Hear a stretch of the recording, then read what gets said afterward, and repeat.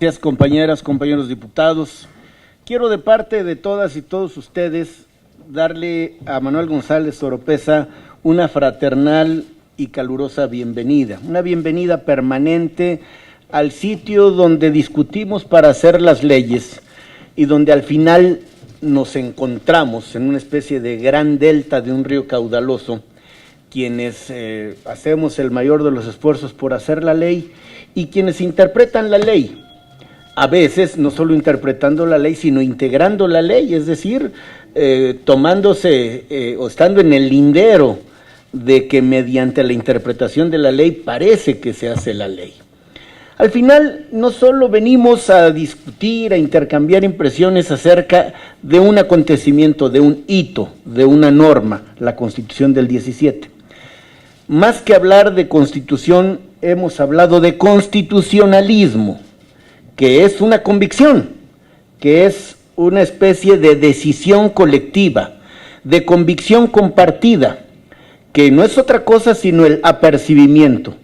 la certeza de que todos tenemos que someternos al imperio de la Constitución. Y de acuerdo a las expresiones más avanzadas de los países donde nos sometemos a la ley en sentido lato,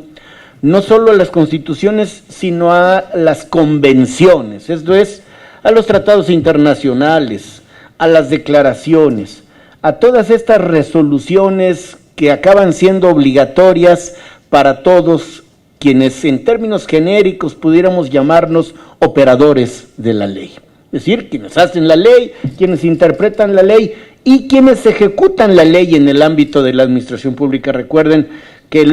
John Locke, allá en el 1690, en este ensayo sobre el gobierno civil, ya sugería, nada más hay de dos tipos de autoridades, quienes hacen la ley y quienes ejecutan la ley. Años después, decenas de años después, Montesquieu nos sugiere no solo quienes hacen la ley, sino quienes en aplicación de la ley administran y quienes resuelven conflictos, surgiendo así una división del poder que hasta la fecha se mantiene grosso modo vigente: el poder legislativo, el ejecutivo y el judicial. Importantísimo,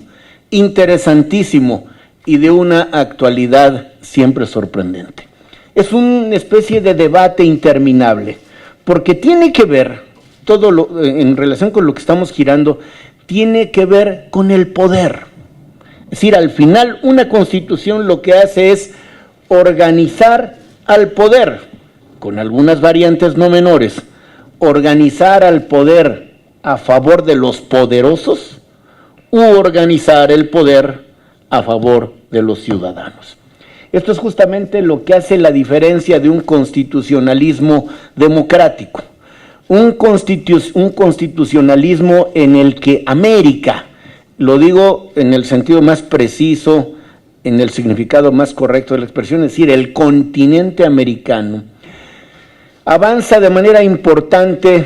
y debe reconocerse en expresión de justicia. Son las antiguas 13 colonias del este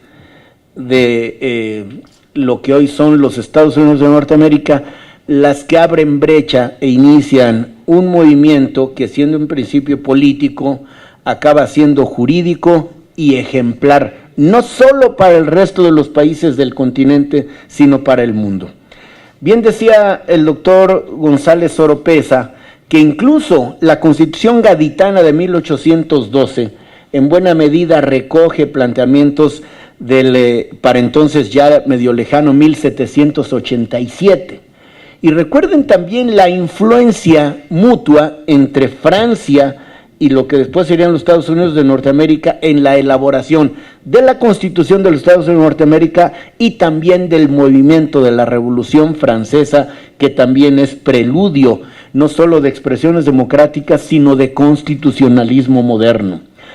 La precisión, diríamos que ahí sí marcando un hito universal de cuáles serían los derechos del hombre y del ciudadano condensadamente expresados.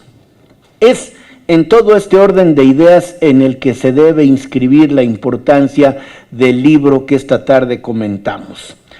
Esta es decir, es la historia, lo comenta el doctor González Oropeza, de un texto importantísimo que adicionalmente contiene un par de discursos muy importantes, el de el general y padre de la patria de los Estados Unidos, George Washington, y por supuesto el documento mismo que integra la Constitución. Perdón por las pretensiones académicas, pero en el derecho común hay dos grandes familias que son solo troncos originales, porque con el paso de los años hay bifurcaciones, hay multiplicaciones de destinos jurídicos. Déjenme explicarlo. El mundo jurídico, por lo pronto el occidental, obedece a dos grandes corrientes, la tradición romano-canónica y la tradición anglosajona.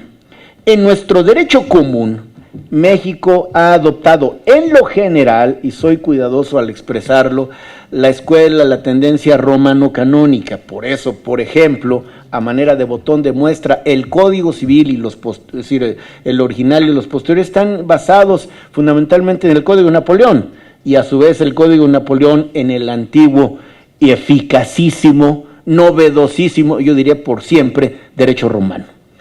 El derecho anglosajón ha sido la fuente de inspiración y el patrón jurídico para otros países, no así en el derecho público.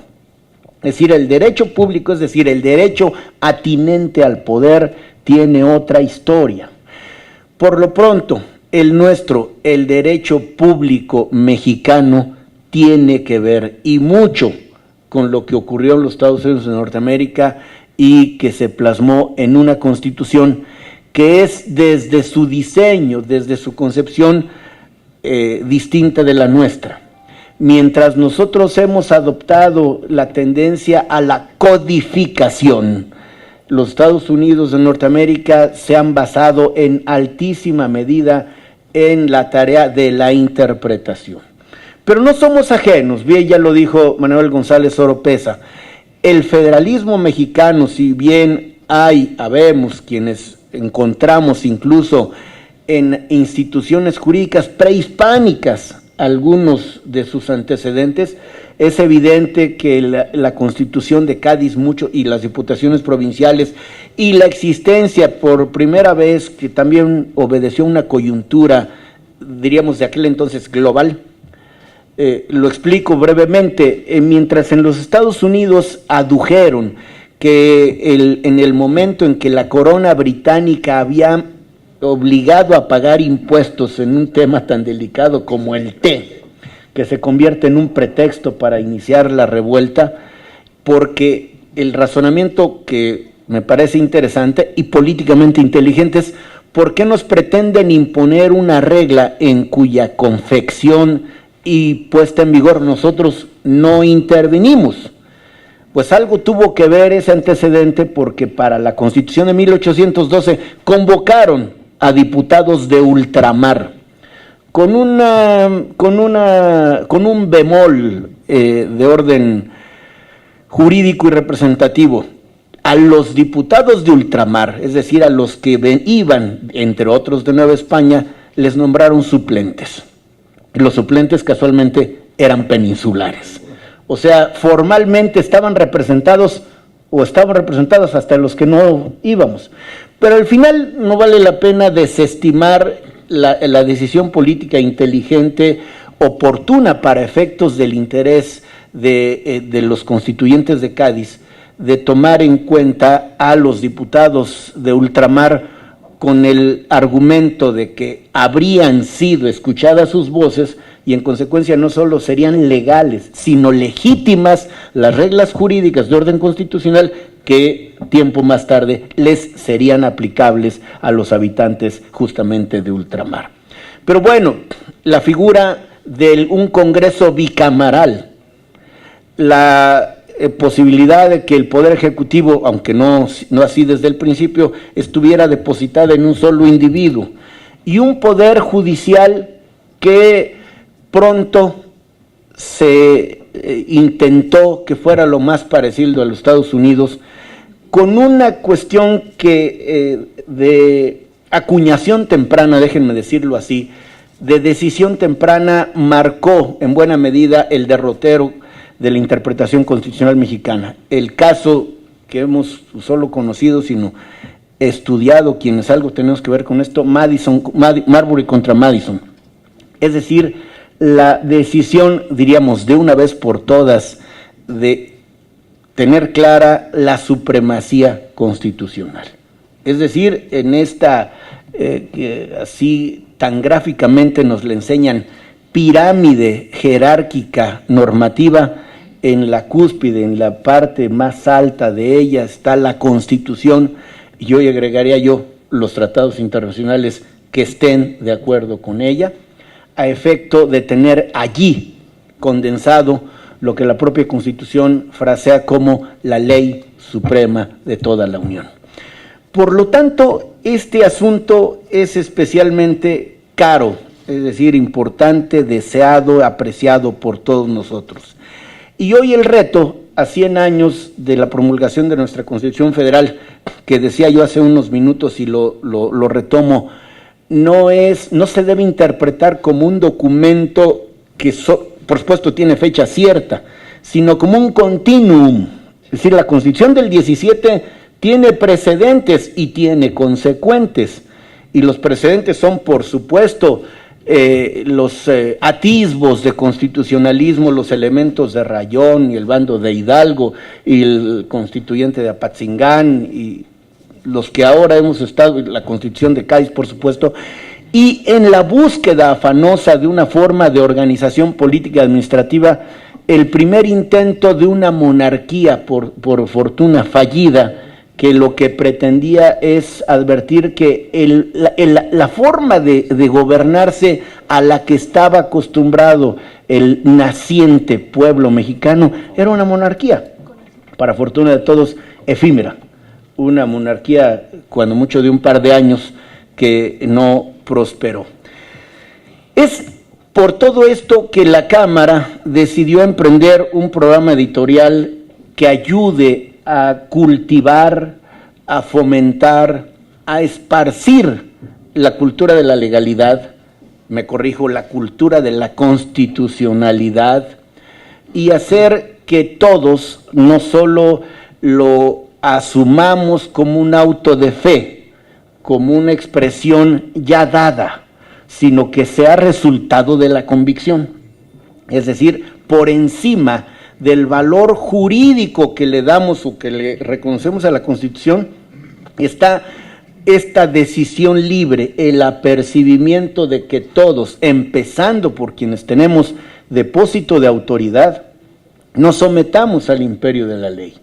y que por lo tanto hayamos logrado, porque ya dije algunas cosas precedentes de ese continuum, después de la del 24, 36, 43, 47, 57, pero después del 17, por eso no solo es importante hablar de lo que ocurrió hace 100 años, sino lo que ha ocurrido durante 100 años, 699 reformas que ha tenido la Constitución justamente para que no solo sea jurídicamente, formalmente vigente, sino sea un instrumento vivo, eficaz, de utilidad cotidiana y lo más importante, que tenga proyecto, que contenga proyecto de futuro.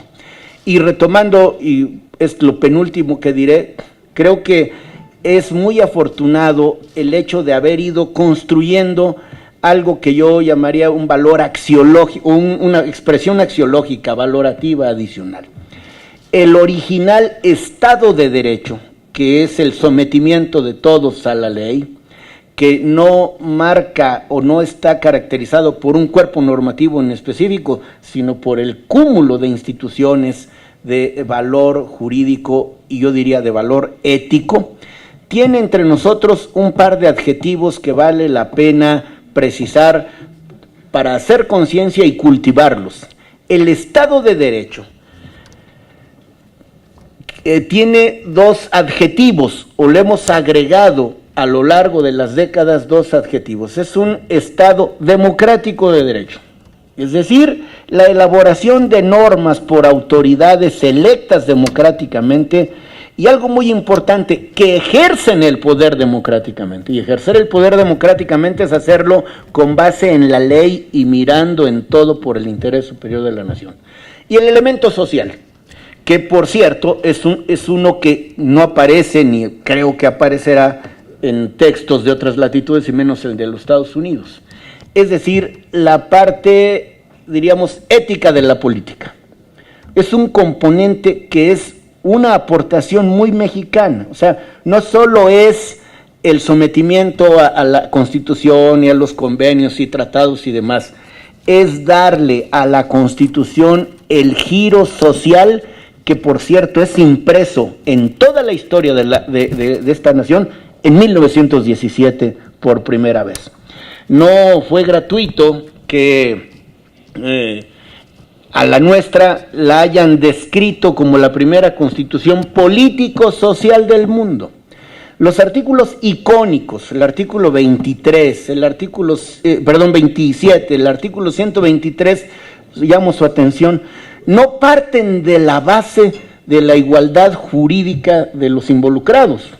Es decir, respeta la propiedad privada, pero no solo reconoce, sino protege la propiedad social, partiendo de la base de que no son iguales, o las antiguas relaciones civiles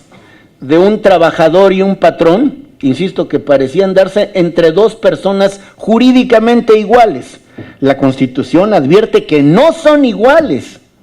Es decir, diríamos en sentido lato, parece una contradicción, son iguales ante la ley, pero deben tener un trato distinto los trabajadores, dada su condición precaria en el origen, y que por supuesto también esta legislación ha avanzado y ahora mismo estamos discutiendo una legislación laboral que, si bien no lo comprende todo, toca una buena parte de aquello que estoy comentando. Así pues, el constitucionalismo mexicano, que alcanza más de 2 siglos, tiene hitos, tiene momentos fulgurantes, momentos importantes. Este es uno de ellos. Y termino con esto. Gracias a gente con la estatura académica y las credenciales en el mundo jurídico, como Manuel González Oropeza, hemos tenido la posibilidad de poner a la disposición del gran público este tipo de publicaciones. De no ser así, sería un asunto reservado a los paleógrafos, a los especialistas, y este es un asunto que debemos conocer todos, no solo para acumular conocimientos, sino para cambiar de parecer, para perfeccionar nuestra visión de México, del entorno, y por lo tanto aguzar los sentidos y renovar nuestro compromiso con causas nobles. Hacer que el Estado mexicano no solo sea eficiente, sino que el Estado mexicano mantenga su republicanismo, ahonde en su federalismo y en el respeto por el municipio libre, para que el Estado mexicano impulse un trato mucho más equitativo entre federación, estados y municipios, para que la capital del país, y este es tema en el que Manuel González ha recalado toda una vida, tenga un estatus digno, el estatus que merecen, y déjenme acomodar, merecemos quienes aquí estamos y vivimos, porque la Ciudad de México es la capital de todos los mexicanos. En consecuencia, estos y muchos otros asuntos no solo recuperan vigencia, sino en esta fuerza que le reconocemos y le damos, qué importante es que siga habiendo aliados. Hay que hacer de la ley, en sentido lato, empezando por la Constitución, un instrumento, un vehículo para la transformación social. Cuando una ley, empezando por la Constitución, es una carga, un problema, un lastre, hay que cambiar la Constitución, las instituciones y la ley. No hay que hacer culto a la ley. Al final, por importante que sea, la Constitución y cualquier ley son instrumentales. Lo importante es el valor que lleva invíbito cada uno de estos preceptos. Y esa es, y con ello termino, la tarea, la labor de quienes tenemos la delicada encomienda de hacer leyes. Toda vez que México, como dice la propia Constitución, es una nación plural y diversa, no es la oportunidad para las unanimidades que suelen ser sospechosas. Es el tiempo para el intercambio respetuoso y edificante de puntos de vista para construir acuerdos con los que todos nos sintamos razonablemente cómodos. Por eso es tan importante la edición y la prolífica distribución de estas obras. 27 títulos con 33 volúmenes, cuando menos, son los que en las semanas recientes y en los días por venir habrán de ponerse a la disposición de toda la gente interesada para que hagamos no solo una ratificación de fe y de confianza en el país, sino en la Constitución, en las instituciones y por encima de todo esto en México. Manuel González, y con ello quiero terminar, es alguien a quien le tengo un profundo respeto profesional y académico, pero por encima de eso le tengo un gran afecto y le ratifico con satisfacción, orgullo y gratitud toda mi amistad fraterna. Esto no es un lugar impropio para decir que una buena parte de mi formación académica se la debo a Manuel, con toda gratitud y cariño, Manuel.